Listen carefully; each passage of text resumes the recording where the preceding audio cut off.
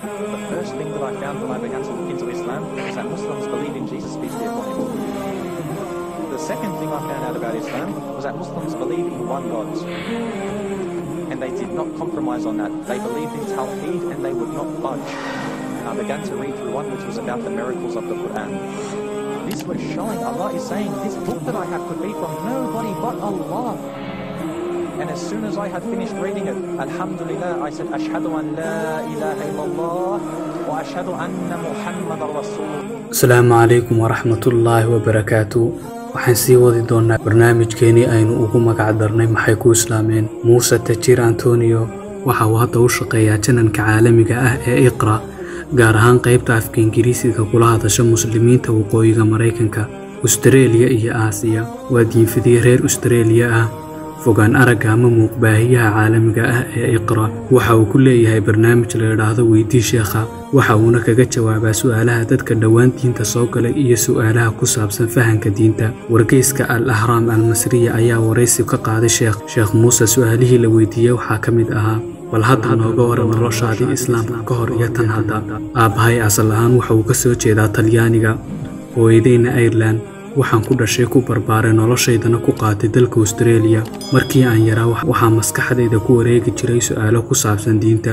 waxaan kutub ka akhristay islaamka ma aan u akhrin inaan soo galo, balse waxay iga hayd inaan kula murmo wiil aanu saaxiib ahayn oo ahaa muslim reer Bosnia ah. wiilkaas oo markasta igu odhan jiray diinta islaamka waa diinta ugu wanaagsan caalamka. markaan diinta islaamka wax ka akhriyay waxaa ii soo baxday inay jirto waxyaabo ay wadaagaan diinta masiixiga iyo tan islaamka. qofka muslimka ah waxa uu rumaysan yahay Ilaahay, waxa kale oo uu rumaysan yahay Ciise, Nuux, Ibraahim, Muuse iyo Nabi Maxamed naxariis iyo nabadgelyo korkiisa ha ahaatee.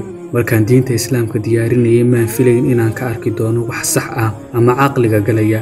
sidee ayay sax u noqon kartaa diin ay haystaan Soomaalida, Afghanistaanka iyo Carabta lamadegaha ku nooli? balse markii dambe waxaan arkay in arrin kasta oo islaamku faraya yahay sax iyo caqligal. hase yeeshee islaamka waxaa si xoog ah iigu soo jiiday arrinta iyo cajsigelinta cilmiyeed ee qur-aanku caddeeyey. imaysa soo jiidan dhaqannada wanaagsan iyo mucaamalo wanaagga uu islaamku dadka farayo, sababtoo ah diin kasta iyo qof kasta oo wanaagsani waxa uu jecel yahay dhaqan samaanta iyo mucaamalo wanaag. sidaas darteed xeerdheelida cilmiyeed iyo xogaha sayniska casriga ay hadda uu sheegay qur-aankuna hore u xusay ayaan ku ogaaday in qur-aanku aanu ahayn hadal uu Nabi Maxamed yiri sallallahu alayhi wasallam, balse uu yahay waxyi iyo aqoon Ilaahay u soo dhiibay. markii aan islaamay da'daydu waxay ahayd 17 jir, waxaana ku jiray sanadkii ugu dambeeyay ee dugsiga sare. haddana waxaan ahay 26 jir. kolkaan islaamay waqtigayga waxaan u qaybiyay 2 qaybood oo kala ah: xilli aan diinta islaamka wax ka barto iyo waqti aan aqoontayda iskuulka ku mashquulo. intii aanan islaamin ka hor waxaan ahaa sida dhalinyarta ila filka ah ee wadankayga ku nool. waxaan lahaa gabar saaxiibad ah, khamriga ayaan cabbi jiray. sanad dhammaystiran ayaana igu qaadatay inaan habdhaqankayga bedelo. inantii aanu saaxiibka ahayn waan iskaga tegay, inkastoo aan aad u jeclaa, sababtoo ah waxay iga diiday inay diinta islaamka ila soo gasho. waxaan joojiyey khamriga, waxaan iska mamnuucay hilibka doofaarka, waxaan bilaabay salaadaha 5 ah. su'aashii kale ee la weydiiyey waxay ahayd: maxay ahayd jawaab celinta aad labadaada waalid kala kulantay kadib markaad islaamtay? runtii markii hore waan ka qariyay, balse waxay ka dhehdeen dhalangadiiska ku yimid habdhaqankayga oo dhan iyo isbeddelka tasarrufkayga. waxay arkeen shakhsiyadaydii oo dhanka fiican isu gediday, anigoo khamrigii joojiyey, anigoo farxaan noqday, rabshadiina yareeyey. tusaale ahaan waxa ay lahaayeen qur-aankan aan akhriyo. reer galbeedka iyo Australiyaanka badankoodu diinta waxay la tahay aqoon kararsi guud. la yaabna ma laha haddii aan akhristo diin aan tayda ahayn. hooyaday iyo aabbahay may ahayn dad ahlu diin ah oo diintooda kiristaanka ku adag. su'aashii kale ee la weydiiyey waxay ahayd: sidee ayay asxaabtii iskuulku iyagu u arkeen islaamidaada? dhammaantood way igu farxeen. hataa wiil ka mid ah asxaabtayda diinta islaamka ayuu soo galay 2 toddobaad kadib markii aan u sharaxay diinta islaamka, isla markaana aan siiyey kutub uu ku akhristo xogaha diinta islaamka. macallimiintiisa waxay arkeen isbeddel muuqda oo dhanka shakhsiyadayda ah. waxaan noqday wiil aad u edeb badan kadib markii aan ahaa qalqaali rabshad badan. mid ka mid ah macallimiintayda ayaa igu yidhi: hataa waxaa isbeddela habkii iyo asluubkii aad u hadli jirtay. su'aalihii kale ee la weydiiyey waxay ahayd: maxaad kaga jawaabaysaa tuhunka reer galbeedku islaamka iyo muslimiinta u tuhmeen argagixiso? markii ay dhacday dhacdadii 11 Sebtembar maan ahayn muslim, balse waxaan dareemay waxooga farxad ah maadaama oo cid uun Maraykanka garaacday. Laakiin waxaan xasuustaa markii aan islaamay ayaan dareemay foolxumada falkaasi lahaa, sababtoo ah islaamka ayaa ii diidaya inaan xasuuqo dadka barida dambiilayaasha ah. Islaamka ayaa i tusay saxa iyo khaladka. Waxaan xasuustaa mid ayaa maalin igu yidhi muslimiinta oo dhammi waa argagixiso. Waan la yaabay. Waxaan ku yidhi ma muslimiinta oo dhan, xataa habarta waddada maraysa? Waxaan weydiiyey maxaad daliilo u haysaa? Midda kale u fiirso taariikhda, miyaanay dowladdii Isbaanishku ku wada noolayn muslimiinta iyo masiixiyiin? miyaanu Salaaxudiin al-Ayuubi masiixiyiinta kula dhaqmin cadaalad iyo wanaag? diinta islaamku waxay qabtaa cadaaladda, wanaagga, sama ku wada noolaanshaha iyo isxaq dhowrka. waase qalad in gaf uu hal qof oo muslim ahi sameeyey ummadda muslimka oo dhan guudka laga saaro. taasi waxay dareensiinaysaa oo aan tabayaa kaalintii al-Azhar al-Shariif ay ku lahaan lahayd fahanka iyo wax ka beddelka aragtida reer galbeedku islaamka ka qabaan. su'aalihii kale ee la weydiiyey waxay ahayd sidee ayuu isu beddelay dareenkaaga ku aadan xorriyadda markii aad islaamtay? islaamku xorriyaddaadii maciriiri ayuu geliyey?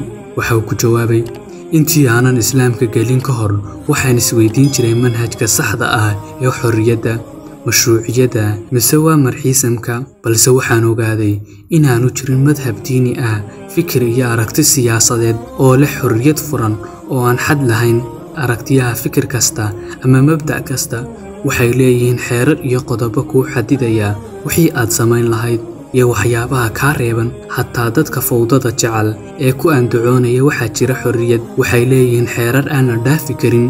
haddii xorriyadda laga dhigi lahaa wax aan xad lahayn oo furan ma uusan jireen sax iyo qalad. ka muslim ahaan waxaanu arkaa in islaamku yahay nidaam toosan oo habeeyey xorriyadaha qofeed iyo kuwa guudba, waayo shay kasta waxa uu samaynayaa sabab iyo cudurdaar. xorriyadda dhabta ah waxaan ka helay islaamka, waana xorriyadda qalbiga iyo caqliga. markaad sida islaamka u soo gashaba waxaad ka xoroobaysaa warwarka iyo walaaca. markaad salaada tukanayso waxaad dareemaysaa nabadgelyo, xasillooni iyo xorriyad. waxaa kaa tirmaya dhammaan cabsida iyo baqaha. qofka muslimka ah ayaa haysta xorriyad dhab ah, sababtoo ah aragti sax ah ayuu caalamka ka haystaa. faraq weyn ayaa u dhexeeya inaad dhex socoto god ama waddo dhulka hoos marta oo madow ah oo aanad garanayn meel ay ku dhammaanayso, iyo inaad socoto waddo iftiin leh oo aad garanayso waxa dhammaadkeeda kugu sugaya. su'aalaha kale ee la weydiiyey waxaa ka mid ahaa ka waran waxqabadkaagii dhanka dacwadda ee Australia? waxaan shaqada la bilaabay urur diimeed islaami ah oo ka jiray Melbourne. ururku waxa uu ka shaqayn jiray baridda dadka ee diinta islaamka iyo sharaxaadda macnaha iyo xaqiiqada islaamka. waxaan la shaqeeyay ururo diineed oo badan oo uu ka mid ahaa ururka al-Turaad al-Islaami. waxaan ka qayb galay aqoon isweydaarsiyo, shirar iyo kulanno badan oo islaamka ah. waxaan tagay Dubai, Qatar, Kuwait, Hindiya, Koonfurta, Filibiin iyo meelo kale. waxaa ka mid ahaa su'aalihii la weydiiyey maxaa ka mid ah mushkiladaha ka hor yimaada qofka soo islaamay, sidee ayaana loo yarayn karaa? haddaan anigu tusaale isu soo qaato, qofku marka uu islaamka ku cusub yahay iimaankiisu waa daciif. waxaa dhici karta inuu diinta ka noqdo. anigoo 1 sano ayay igu qaadatay inaan muslim sax ah noqdo oo salaada iyo waajibaadka la bilaabo. haddiise la helo hay'ado islaamiya ama ururo diini ah oo dadka markiiba gacan qabta, dhib may lahaateen. sidoo kale qof diinta ku cusubi ma kala garan karo sunniga iyo shiicada, mana kala saari karo madaahibta islaamka. sidaas darteed waxa uu u baahan yahay tilmaamid iyo hagid sax ah. qoysaska qaarkood dan kama galaan hadday ubadkooda islaamaan iyo haddii kale, balse waxaa jira qoysas taa hablahooda erya haddii ay diinta islaamka galaan. waa ilaahay mahadii oo hadda waxaa jira guryo ay dhiseen ururo islaamiya oo la geeyay hablaha soo islaamay ee reerahoodu soo dayriyeen. qof kasta oo muslim ah waxaa looga baahan yahay inuu gacan qabto qofka soo islaamay, fahansiiyana xaqa, inuu baro walaalihiisa muslimiinta ah, inuu soo tuso xarunta diinta lagu barto, inuu u keeno kutub uu akhristo, inuu ka dhaadhiciyo inuu salaada iyo waajibaadka islaamka dhowro, diintana aanu sinaba dib uga lahayn.